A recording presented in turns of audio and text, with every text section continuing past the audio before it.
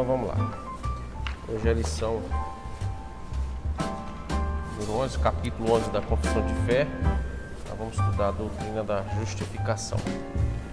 Vocês querem tirar alguma dúvida? Quer colocar alguma coisa aí antes de estudar a lição?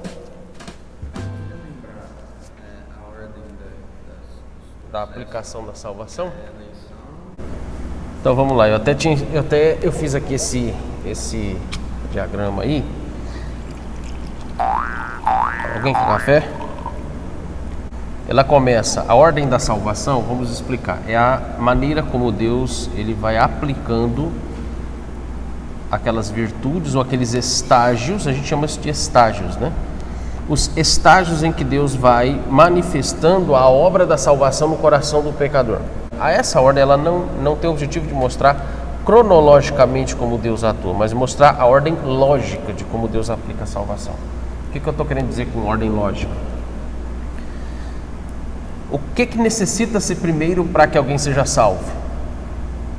Essa é a pergunta. Exatamente, então é nesse sentido que é a ordem lógica. Então primeiro ele tem que ser um eleito. Isso aconteceu lá nos decretos de Deus. Mas veja, então primeiro Deus escolheu, e primeiro vem a eleição. Depois da eleição, por uma ordem lógica, vem a regeneração. Eu tenho uma tendência muito forte de entender que a justificação como uma obra soberana de Deus, ela vem junto com a regeneração. Em grande parte, os teólogos preferem entender ou preferem considerar a justificação quando a pessoa responde na conversão o chamado eficaz.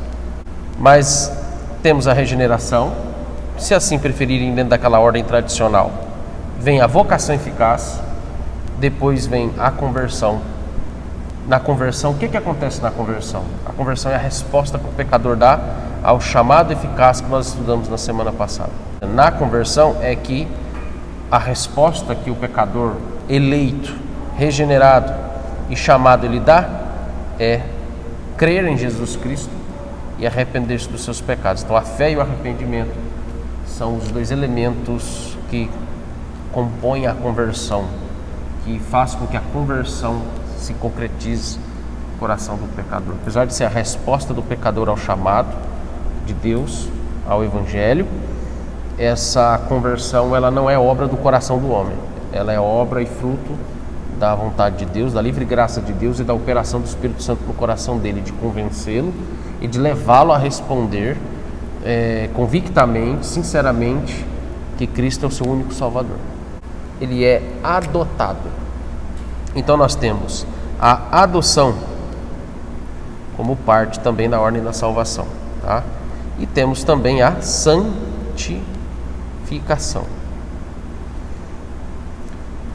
Então, eleição, regeneração, se assim preferir, justificação junto com a regeneração, vocação eficaz, conversão, para os que preferem justificação aqui junto com a adoção, né? Então vem conversão, aí aqui também alguns falam justificação, depois adoção, santificação. Essa é a ordem lógica como a obra da salvação aplicada em nós. Aí nós vamos estudar hoje a justificação. O que vocês entenderam por justificação aí? É o ato de tornar o pecador justo. Sempre quando a gente vai dar o significado de alguma coisa, os termos precisam estar bem definidos, né? Então, vamos lá, deixa eu ouvir o Leandro e o Mário Sérgio aqui. O que vocês entenderam por justificação? É quando Deus justifica, torna justo o homem, livra ele dos seus pecados. Mário Sérgio, o que você entendeu? É quando Deus perdoa o homem do pecado, tirando ele do estado de culpado e tornando assim, por meio da obra de Cristo, o sangue dele, vendo ele como inocente. A declaração e a imputação, elas são as expressões que definem como Deus justifica um pecador, tá? Se a vocação eficaz é chamar o pecador à conversão, chamar o pecador à fé e ao arrependimento, a justificação é um ato único e exclusivo de Deus. Basicamente envolve declarar o pecador perdoado dos seus pecados. Só que não é só perdoado dos seus pecados, mas declarar o pecador também absolvido da culpa dos seus pecados. veja, o homem ele é inocente? Em que sentido? Vamos tentar definir o termo inocente e absolvido. Aquele que é absolvido, ele era inocente ou ele volta a ser um inocente? O que significa uma pessoa inocente? Que nunca cometeu um crime, que nunca cometeu um delito, que nunca cometeu um pecado. Essa é a definição de uma pessoa inocente. Essa definição caberia quando a gente vai falar lá sobre o estado original em que Deus criou o homem. A pergunta número 10 do breve catecismo nos dá essa definição, em que estado que o homem original, que o homem foi criado. Ele foi criado, aí sim, ele foi criado inocente. Justificação ela é necessária por qual razão? Porque pecamos contra Deus, porque estamos em pecado contra Deus. O pecado não torna um homem apto a ser inocente. Pelo contrário, o pecado, em primeiro lugar, torna um homem culpado dos seus pecados e condenado ao castigo meritório dos seus pecados. E o castigo meritório dos seus pecados, conforme a pergunta número 12, inclusive, menciona no Pacto das Obras, se o homem desobedecesse à lei de Deus, o que viria como consequência? A morte. E a morte ali aparece em suas 3 facetas básicas. Morte física como sinal desse castigo, morte espiritual, que é a evidência clara de que o homem perdeu todos os benefícios da imagem e semelhança de Deus, apenas há resquícios dessa imagem nele, mas ele perde essa comunhão com Deus, perde a santidade, perde o seu estado de perfeição e pureza, e ele então agora está todo voltado em seu coração apenas a fazer o que é mal, apenas a pecar contra Deus. A justificação não é tornar o homem inocente, mas a justificação tem como propósito absolver o homem da culpa dos seus pecados. Ou seja, ele absolvido, agora ele não mais receberá a punição merecida dos seus pecados. Por que ele não vai receber a punição merecida dos seus pecados? Porque Cristo foi punido, os nossos pecados foram punidos na morte de Cristo, no sofrimento, no estado de humilhação de Cristo. E aí entra o que realmente significa justificar. Deus não justifica pecadores apenas os declarando deliberadamente salvos. Eu resolvi ter misericórdia de vocês deliberadamente, como se Deus fosse uma pessoa boba, né? Tá bom, eu vou deixar passar isso quieto, não vou levar em conta, não. Justificação envolve o problema do pecado. A justificação, antes de tudo, envolve Deus se ver satisfeito na sua justiça. O que é justo para Deus em relação aos nossos pecados? É que haja punição. Deus ele não ficou satisfeito enquanto os nossos pecados não foram punidos. Mas aí é que entra um ponto. Os nossos pecados eles foram punidos, mas não em nós mesmos, mas foram punidos em Cristo. Esse é um dos aspectos porque que é errado, é um erro grosseiro, é um erro muito grave alguém dizer, ou insinuar, ou tentar pensar, ou achar que ele é salvo pelo esforço meritório próprio dele para que ele possa ser justificado. Nada que ele possa fazer, nada do que ele possa realizar de bom aqui nessa vida é suficiente para justificá-lo dos seus pecados. Um texto lá de Romanos 3, capítulo 3, verso 23. O que diz lá Romanos 3, verso 23? Que é um texto bem conhecido, eu acho que de vocês aí, né? Vocês lembram lá? Todos pecaram, todos pecaram e carecem da glória de Deus, ou estão separados e necessitam urgentemente da manifestação da misericórdia de Deus na vida deles. A justificação, ela só é realizada ou concretizada, ela só declarada ativamente, ela só realmente se concretiza se for em Cristo Jesus. A punição dos nossos pecados caiu sobre ele. Bom, aí sim Deus se viu satisfeito de ter moído o próprio Filho, de ter esmagado o próprio Filho, de ter derramado a ira dele, que deveria ser sobre nós, cair no próprio Filho, para que nós, agora sim, no Filho, em Jesus Cristo, fôssemos declarados, primeiro, perdoados dos nossos pecados, e segundo, absolvidos da culpa dos nossos pecados. Então, na justificação, Deus, ele se manifesta como juiz, como um juiz que está nos julgando em Cristo. Todo pecado ele é julgado por Deus. Então, a justificação acontece pelos méritos de Cristo e não nossos méritos, nossos esforços. Porque mesmo depois de declarados justificados, a gente continua pecando. A justificação é uma obra que implica todos os nossos pecados, do passado, do presente e do futuro. Cristo morreu por todos os nossos pecados. E na morte de Cristo, que é um único sacrifício, todos esses pecados do passado, do presente e do futuro, todos eles estão perdoados e estamos livres da culpa desses pecados. Justificação é uma obra da soberana graça de Deus. Não há nenhuma participação do homem na obra da justificação. Nenhuma. Há, claro, vamos lá, há sim algumas exigências que são estabelecidas ao homem para que realmente haja evidência de que ele foi justificado.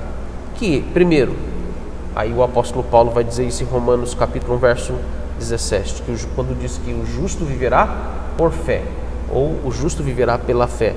E, em outras palavras, a justificação é somente pela fé. A evidência dessa justificação, ela se dá pela sua santificação. Primeiro vem a fé. E a evidência de que ele realmente é justificado também é pelas suas obras. Suas obras, como uma nova pessoa em Cristo agora, vai mostrar se ela realmente tem uma fé verdadeira. Uma fé que a conduziu à justificação. Veja como a justificação deve nos trazer, em primeiro lugar, temor, né? Temor a Deus. Deve nos trazer admiração no nosso coração o tempo todo em pensar assim: poxa, mas eu sou pecador, mesmo sendo crente, eu continuo sendo um pecador, mas a justificação é a forma como Deus, ele mesmo assim me aceita na presença dele pela obra de Jesus Cristo. Nós deveríamos todos os dias acordar lembrando disso. A primeira coisa que deveria vir à nossa mente quando a gente abre os olhos no dia, na manhã, antes mesmo de você ir lá para o banheiro para lavar o rosto, a primeira coisa é dobrar o seu joelho na cama e lembrar e falar assim: Senhor, eu sou um pecador miserável, tem misericórdia de mim, mas louvado seja o Senhor porque eu sou justificado. Lembre da justificação antes de começar o seu dia, para que isso fique na sua mente em tudo que você precisa fazer durante o dia. Tem que vir à mente primeiro que você, apesar de pecador, Deus te recebe na presença dele pelos méritos de Cristo. O quanto isso ajuda a gente a vencer as tentações do dia. O quanto isso ajuda a gente a lidar com os problemas e as tribulações do dia, para não pecar contra Deus, ou para lutar contra os nossos pecados e ter a consciência de que quando eu cair em pecado naquele dia, me vira à mente e fala assim: Senhor, me perdoe e me dá certeza do perdão dos meus pecados, porque eu sei que eu sou justificado em Ti. Eu não mereço isso. Essa deve ser a nossa postura, tá? Como se dá a participação de cada pessoa da Trindade na obra da justificação? Ela é premeditada pelo Pai, possibilitada pela obra de Cristo e efetivada pelo Espírito Santo. Pelo que a justificação é idealizada pelo Pai, possibilitada pelo Filho, é efetivada na vida do crente pela ação do Espírito Santo. É um ato da graça de Deus, possibilitada pela obra de Cristo e efetivada pelo Espírito Santo. A justificação é idealizada pelo Pai, possibilitada pela obra de Cristo e efetivada pelo Espírito Santo. Segunda pergunta é: no processo de justificação, o que se exige do homem? Porque que é exercitar a sua fé e constantemente se humilhar perante Deus. Eu coloquei que ele deve ter fé, deve confirmar pela prática de boas obras da santificação. Fé em Cristo como Salvador e confirmada com boas obras da santificação. Aceitá-la pelo exercício da fé em Cristo como Salvador e confirmá-la pela prática de boas obras e da santificação. Vamos ler alguns textos bíblicos. Nesse ponto é crucial ler algumas passagens. Vamos ler Romanos 3, do verso 21 ao 28. Romanos 3, do verso 21 ao 28. Outro, leia em Gálatas 2, verso 16. E outro, por favor, leia Filipenses 3, do 8 ao 11. Mas agora, sem lei, se manifestou a justiça de Deus, testemunhada pela lei e pelos profetas.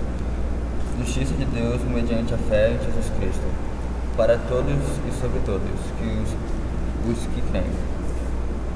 Porque não há distinção, pois todos pecaram e carecem da glória de Deus, sendo justificados gratuitamente por sua graça, mediante a redenção que há em Cristo Jesus, a quem Deus propôs o seu sangue como propiciação mediante a fé, para manifestar a sua justiça por ter Deus, na sua tolerância, deixado impunes os pecados anteriormente cometidos. Tendo em vista a manifestação da sua justiça no tempo presente, para ele mesmo ser justo e justificador daqueles que têm fé em Jesus. Onde, pois, a jactância foi de todos excluída. Por que lei? Das obras? Não. Pelo contrário, pela lei da fé. Concluímos, pois, que o homem é justificado pela fé, independente das obras da lei. Gálatas 2,16. Sabendo, contudo, que o homem não é justificado por obras da lei, e sim mediante a fé em Cristo Jesus, também temos crido em Cristo Jesus, para que fôssemos justificados pela fé em Cristo, e não por obras da lei, pois por obras da lei ninguém será justificado. E Filipenses 3, do 8 ao 11. Sim, deveras considero tudo como perda, por causa da sublimidade do conhecimento de Cristo Jesus meu Senhor, por amor do qual perdi todas as coisas e as considero como refúgio para ganhar a Cristo e ser achado nele, não tendo justiça própria, que procede de lei, senão a que é mediante a fé em Cristo, a justiça que procede de Deus baseada na fé, para conhecer e o poder de sua ressurreição e a comunhão dos seus sofrimentos, conformando-me com ele na sua morte, para de algum modo alcançar a ressurreição dentre os mortos. Vocês percebem que o perigo, né? E as consequências ruins que o arminianismo trouxe para a igreja com relação à doutrina da justificação. Uma das coisas gravíssimas, o perigo de se considerar a vontade do homem como um dos, se não dizer o principal objeto para que alguém seja justificado, é você tirar Cristo do lugar que ele ocupa na obra da redenção, é tirar o nosso Senhor Jesus do trono que ele está sentado como aquele que é o motivo da justificação e colocar o homem no lugar de Cristo. Olha o perigo disso. Quando você diz, não, o arminianismo ele não é bíblico. Essa afirmação, ela tem um peso para nós na vida prática diária como cristão. Porque nós já tendemos a imaginar ou pensar que no nosso coração que nós temos alguma participação ou em alguma porcentagem, depende da nossa vontade para a gente também ser crente, né? Para a gente também ser justificado. E não é assim.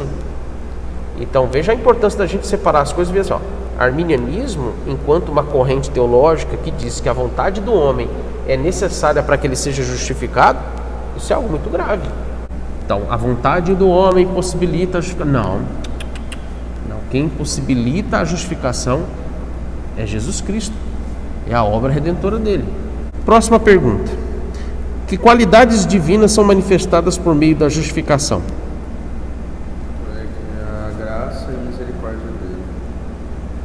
Eu coloquei a justiça perfeita e a abundante graça de Deus. A sua graça e sua justiça mostra a mudança soberana. A justiça de Deus e a sua graça.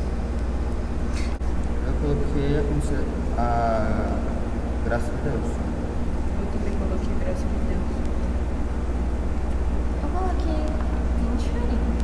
O que você colocou? Eu coloquei só a justificação por conta da nossa condição de condenados. Então a gente precisava de alguém, que no caso é Cristo, para nos tirar de condenados, ser justificados e perdoados. Como foram justificados os servos de Deus que vieram antes de Cristo? Da mesma forma que após ele.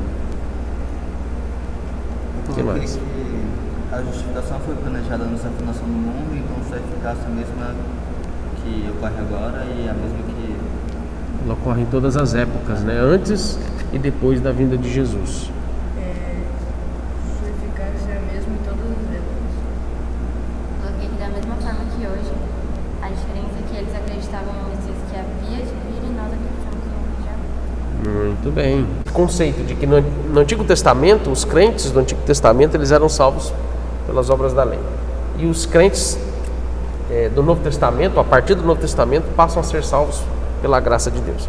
Não, a graça de Deus se manifestou tanto na Antiga Aliança, como também se manifesta na Nova Aliança. Tá? A justificação é extensiva a toda pessoa, sim ou não? E por quê? Coloquei que não, porque ela só ocorre naqueles que foram eleitos por Deus. Não é possível alguém ser justificado sem ele ter passado pelos outros processos de salvação.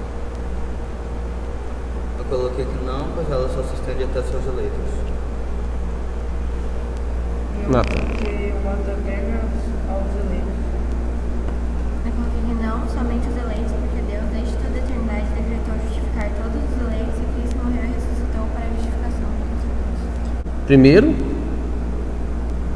quando ela dá fruto de verdadeiro arrependimento dos seus pecados. Segundo, quando ela procura viver em conformidade com a lei de Deus e a prática das boas obras. Então, essas são as evidências de alguém que realmente foi justificado, tá bom? As boas obras, a expressão boas obras, elas se referem àquilo que é boa para quem? Então não é nem para mim e nem para os outros que vêm, o que eu faço, ou o modo como eu vivo. Mas ela é boa para Deus, por isso que é chamada de boas obras para o Deus que me vê em secreto. Então ele faz para agradar a Deus, ele faz para glorificar a Deus, ele faz o que é certo. Ele tem uma vida correta, íntegra, ele dá bom testemunho, ele procura observar a lei de Deus, não para agradar a si mesmo e não para agradar os outros, mas para agradar o Deus que lhe justificou. Então, o verdadeiro crente, aquele que realmente foi justificado pela fé em Cristo, ele vai dar provas dessa justificação, fazendo tudo para agradar aquele que o justificou. E aí as boas obras não podem ser limitado apenas à ideia de fazer caridade, ou de ter uma vida moral correta, íntegra. Mas as boas obras envolvem tudo que Deus nos ordena na sua palavra. Tudo que a gente tem que praticar, tudo que nós temos que pensar, tudo que nós temos que falar, tudo que nós temos que fazer, todas estas coisas, quer comais, quer bebais, 1 Coríntios capítulo 10, verso 31, ou façais qualquer outra coisa, fazei tudo para a glória de Deus. Então vamos orar? Obrigado, Senhor, pela Tua palavra que nos instruiu sobre a doutrina da justificação, um assunto que é tão sério, tão importante a nós, fundamental, doutrina essa, ó Deus, que a Tua palavra nos expõe como sendo, ó Deus, uma doutrina inegociável, porque ela diz respeito ao modo como o Senhor declara, como o Senhor chama pecadores para realmente se tornarem justos perante a Tua presença por meio de Cristo Jesus. Nós Te louvamos, ó Deus, porque o Senhor tem sido generoso conosco em nos instruir na Tua palavra sobre essa doutrina, da qual ela nos traz segurança, por saber que é o Senhor quem justifica o homem, é o Senhor que justifica o pecador. E a justificação, Deus, é prova da Tua misericórdia e da Tua graça. Que o Senhor, ó Deus, confirme que estes jovens realmente, ó Deus, tenho certeza da obra da justificação do seu coração, Deus, que eles busquem a certeza de que o Senhor os declarou justos em Cristo Jesus. Que eles, ó Deus, dê evidência dessa justificação do seu coração, tendo uma vida diante do Senhor, ó Deus, de constante arrependimento dos seus pecados, e uma vida, ó Deus, em que eles procuram observar a Tua lei e obedecer a Tua palavra em todas as coisas na sua vida, não para agradarem a si mesmo, mas para, ó Deus, agradar ao Senhor e demonstrar gratidão por tamanha obra que o Senhor realizou no coração deles. Assim oramos em nome de Jesus Cristo. Amém.